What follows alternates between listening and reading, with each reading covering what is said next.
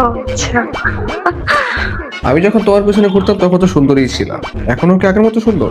আমার এটা খুব জানতে ইচ্ছা করতেছে আসলে। জানি না। বাট আমি জানি তোমার ফেসবুক প্রোফাইলটা মাঝে মাঝে ফলো করা হয়। So, মানে যে ও ওয়াও আচ্ছা ওয়াও তাই। পিক, হ্যাঁ যে ওয়াও ওয়াও পিক গুলো তুমি আপলোড করো, উফ, দেখলে আমি এখনো ফিদা হয়ে যাই।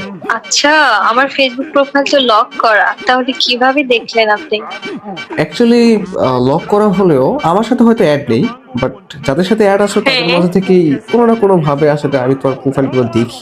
আসলে তোমার সাথে আমার মনের মিল আছে, তো এই জন্য যে কোনো ভাবে আসলে পিক গুলো আমার কাছে চলে আসে। আচ্ছা, আপনি যে আমার সাথে এত কথা বলতেছেন, আপনার বাসা কোথায়? মাদারীপুরে, জাস্ট এটুকু ধরে নাও, বাকিটুকু দরকার হলে পরে বলি। আমার তো এখনই মন জানতে চাচ্ছে। মন তো কত বেশি জানতে চায়। জাস্ট এটুকু বলে রাখি, আমি হচ্ছে হুম। এখন দেশের বাইরে আছি, বর্তমানে ইতালি আছি। ও আচ্ছা, কত বছর ধরে আপনি ইতালিতে থাকেন? এই তো 3 বছর।